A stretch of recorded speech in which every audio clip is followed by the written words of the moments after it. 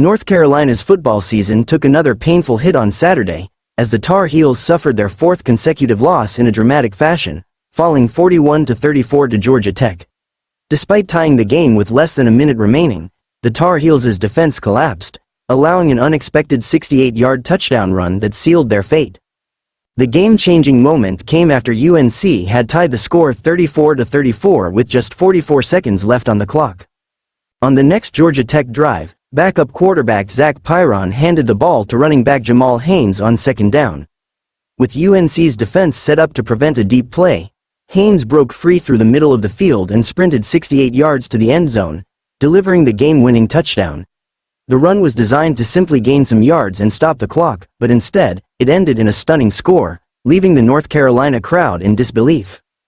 Georgia Tech dominated the game on the ground, racking up an impressive 371 rushing yards on 48 carries.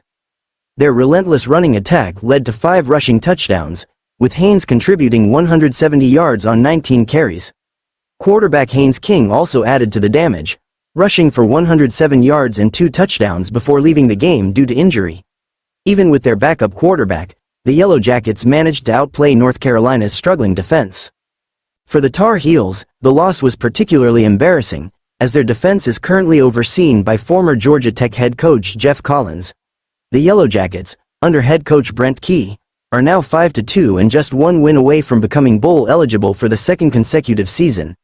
Key took over the program after Collins was dismissed in 2022, following a rocky tenure where Georgia Tech never won more than 3 games in a season. North Carolina's recent woes raised serious concerns for head coach Mack Brown, who previously told his players that he would step down if they lost faith in his leadership. The Tar Heels began the season with 3 straight victories, but since their shocking 70-50 loss to James Madison in Week 4, they have struggled. Their recent losses include a heartbreaking 21-20 defeat to Duke after squandering a 20-point lead and a 34-24 loss to Pitt, in which they were outscored 10-0 in the final quarter.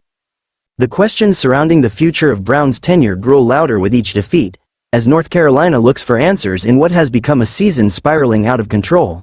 Meanwhile, Georgia Tech continues its ascent, eyeing a potential bowl game and more under Coach Key's leadership.